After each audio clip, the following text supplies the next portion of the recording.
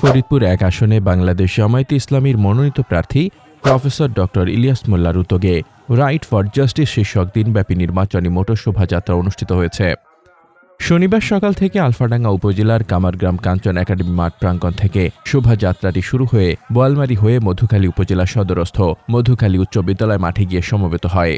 আলফাডাঙ্গা, বোয়ালমারী ও মধুখালী উপজেলা থেকে আগত প্রায় ১৫শত মোটরসাইকেল, ১০টি মাইক্রোবাস এবং ৪টি পিকআপ ভ্যান এই শোভাযাত্রায় অংশগ্রহণ করে।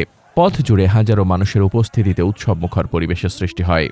শোভাযাত্রায় উপস্থিত ছিলেন উপজেলা আমির মাওলানা মোহাম্মদ কামাল হোসাইন, উপজেলা secretary S M Hafizur Rahman, পৌর আমির প্রভাষক মোহাম্মদ ওয়াহিদুল ইসলাম, উপজেলা সাংগঠনিক সেক্রেটারি এস এম রিদওয়ানুন নবী, পৌর সেক্রেটারি মোহাম্মদ মিকাইল হোসেন কুবাত, উপজেলা যুব বিভাগের সভাপতি মোহাম্মদ মনিরুজ্জামান, শ্রমিক বিভাগের সভাপতি এস এম জিয়াউল হাসান, উলামা বিভাগের সভাপতি মাওলানা আবুল হাসান, পেশাজীবী সংগঠনের সভাপতি মোহাম্মদ গোলাম কুদ্দুস, পৌর যুব বিভাগের সভাপতি মুজাহিদুল ইসলাম, ইসলামী ছাত্র শিবির সভাপতি জাওয়েদ হোসেন এবং ৩ উপজেলার বিভিন্ন পর্যায়ের নেতাকর্মীরা।